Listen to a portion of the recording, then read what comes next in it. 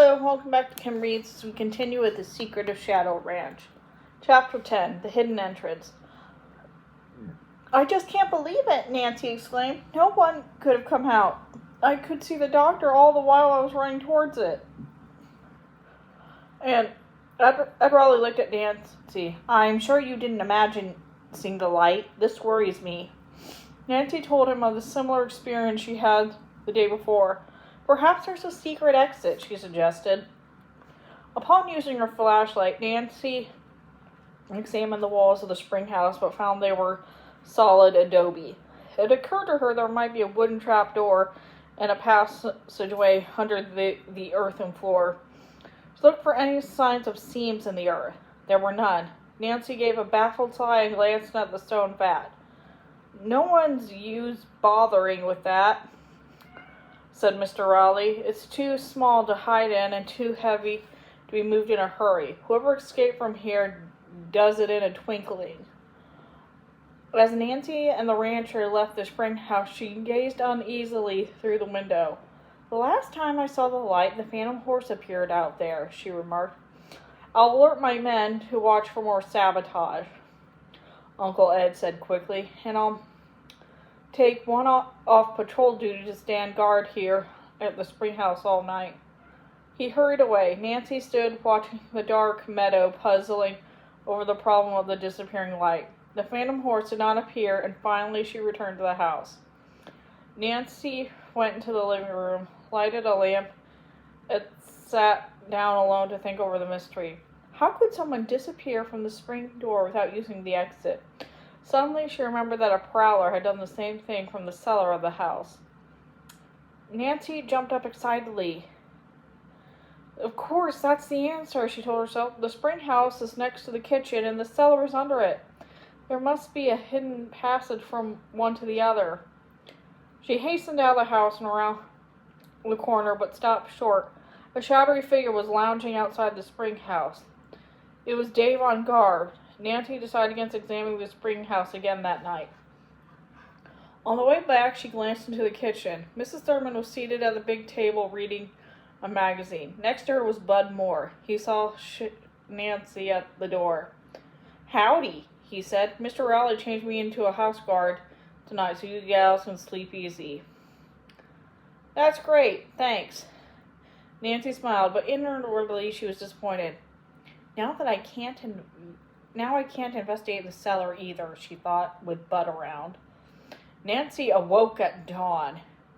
She dressed quickly and slipped out of the house. To her relief, there was no longer anyone on guard at the spring house. She stepped outside and walked to the kitchen wall. Nancy lifted the lid of the vat and looked in. It was empty. Nancy knelt and began to feel the bottom of the vat. Along the front edge, her fingers suddenly encountered a piece of cord and opposite another piece. Nancy pulled on them and the bottom moved. As she yanked harder, the floor of the vat lifted a few inches. It was made of wood, which had been covered with gray plaster to look like stone. Before Nancy could lift it higher, she heard footsteps outside. Quickly, she dropped the bottom and closed the vat. She had time to grab a tin cup and hold it on the stream of water before the wooden door opened. Nancy turned and saw Shorty standing there. For a moment, he was speechless with surprise. Well, he exclaimed, you're sure up mighty early, miss. Yes, I am, Nancy said with a smile, and excused herself and left the spring house. As she strolled off, she could feel Shorty's eyes on her. Nancy knew the ranch hand rose early. Did Shorty intend to get a drink of water? Or did he see me go in and come out and find out what I was doing? Excited by her discovery in the spring house, Nancy could hardly wait for her friends to awaken so she could tell them about it. At the news, George sat up straight in bed. That's something, she exclaimed. You found the secret entrance to the cellar. I think so, Nancy replied. It was still kind of dark, and I raised the bottom only a few inches. There was just might be a hidden compartment under a false floor. Let's not tell anyone until we're sure. Beth said, good idea. The girls dressed up in jeans and shirts, hoping to investigate the mysterious vat very soon. But breakfast, Foreman Sanders ruined the plan. 2 of the men will be working on the pump most of the day, he announced. It hasn't been right since the damage was done. Before the meal was over, Nancy asked with a smile, "Who locked me in the tack room last night by mistake?" There was silence in the kitchen. Nancy learned nothing. No one wore a guilty expression. In the mid-morning, Mr. Raleigh asked the 4 girls if he would like to go with him to Tumbleweed. They all accepted eagerly and piled into the ranch wagon and with Dave at the wheel. On the way, Uncle Ed told him he was going to the stockyards to pick up a dozen fine palominos for breeding. He had ordered and paid for the horses sometime before. "It's a big investment," he frowned. "I just hope nothing happens to them." Dave drove straight through the town and parked on the outskirts in front of the stockyards. As Nancy got out of the car, she noticed a sign on the fence. Tumbleweed, rodeo, barbecued, and square dance, Saturday. Dave called her aside. "Will you go to the barbecue and square dance with me?" Surprised, Nancy hesitated for a moment. "Please do," he added earnestly. "Bess and George promised Tess and the bike they go. We can make it a triple date." "Okay, thank you," she replied. "Good," he said, and then excused himself and hurried to the stockyard after Uncle Ed. Meanwhile, the girls walked around the enclosures looking at the animals. The visitors were attached to a small corral where a man was offering to train horses for sale. The girls walked to the fence and joined the cowboys and ranchers who were forming a little chestnut mare perform. Her master stood in front of the center ring and gave various whistles. In response, the horse pranced, reared, and kneeled. At the final whistle, the mare ran to him and took a piece of sugar from his hand. "Isn't she darling?" Bess murmured. As the girls strolled away, they saw Dave near one of the horse enclosures. Nancy asked him if she had time to take Bess, George, and Alice to Mary Deer's shop. "Sure," he replied. "Go ahead. We'll pick you up there in the ranch wagon." The girls walked down to the main street and turned into the gift shop. A tall man was standing at the corner talking to Mary. As he turned around, Nancy stopped in short surprise. He was the man in black she had seen near the shop after the attempted robbery. Mary greeted the girls warmly, and Nancy introduced Bess, George, and Alice. The Indian girl presented the tall man as Mr. Diamond, one of her best customers. He smiled at Nancy smoothly. "Miss Drew, I congratulate you. Miss Mary tells me that she has given you the pretty little antique that I had my eyes on. For weeks she had been refusing to sell it to me." Mary spoke up. I told Mr. Diamond the history of Valentine and his treasure," she said. "Ever since then, he had been most eager to have Francis Humber's watch." Mr. Diamond gave a deep chuckle. "I like to collect mementos of the Old West." "Do you live around here?" George asked. "No, ma'am. I'm spending this summer in this area for my health, staying at the Tumbleweed Hotel." Mary smiled. Mr. Diamond spent most of his days riding horseback in the mountains for exercise. Nancy's thoughts went to the man in black who had been glimpsed in the ghost town, one who perhaps had caused the rock slide. Had it been Mr. Diamond? Nancy thought it possible because of his knowledge of the treasure. After chatting a few minutes, Mr. Diamond said, "Well, goodbye now, girls," and left the shop. While the others selected a few souvenirs, Nancy took Mary aside and asked her if she had heard from the artist, Mr. Bursey.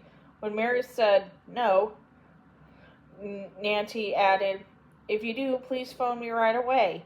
Mary promised she would. Dave pulled up on the wagon, so the girls hurriedly paid for their purchases and left. "The horses are going to be delivered this afternoon," Uncle Ed said with satisfaction as they drove back to the ranch. "They're first-rate animals." The ranch wagon arrived home just as Mrs. Thurman was ringing the triangle for lunch. Nancy wondered how she would endure the long afternoon waiting for darkness so she could investigate the vat in the spring house. Her attention was distracted, however, by vans bringing the new horses. The girls and Aunt Bet went outside and watched the men run the palominos into the big meadow. Nancy hurried to the fence for a closer look. "Oh, they're just beautiful," she cried out. Dave, who was on horseback beside the meadow gate, agreed. "They're just the way they should be, the color of a new minted gold coin." The last one, a little mare, trotted into the enclosure. Dave wheeled beside her and herded the pony to the fence. "Want to pet her?" he asked Nancy. With a little smile, Dave stroked the sleek nose of the palomino. The mare nickered and shook her head. Dave laughed. "Okay, little lady," he said. "On your way." He slapped the pony on the rump and she ran off to join the others. With a wave at Nancy, Dave rode off. She admired the confident way he did his job and his kind, firm manner with the animals. "I do hope he's not mixed up in the mystery," she sighed. As soon as it was dusk, Nancy hurried to the stable and saddled her mount in case the phantom horse should appear that night. Then she asked Bess and George to join her and investigate the spring house. Nancy and Bess inquired if they were going to take Alice along. "She's writing letters in her room," George said, not knowing exactly what lay ahead of them. Nancy thought it would be wise to leave the younger girl behind. When it was dark, she took her flashlight and the three girls hastened to the spring house. They went inside and closed the door. Nancy turned up her light, raised the vat lid, and with her heart thumping pulled up the faucet bottom. A deep hole slanted onward. While George held the light, Nancy lowered herself into it and felt her foot touch something solid. She kicked lightly and a wood panel moved.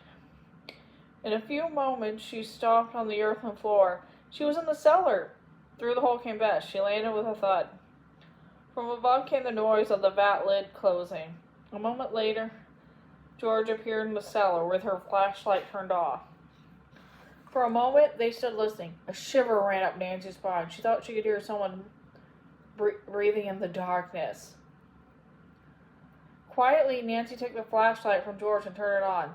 The sweeping beam caught a crouching figure in the corner. "Dave Gregory!" That's the end of that chapter. See you later.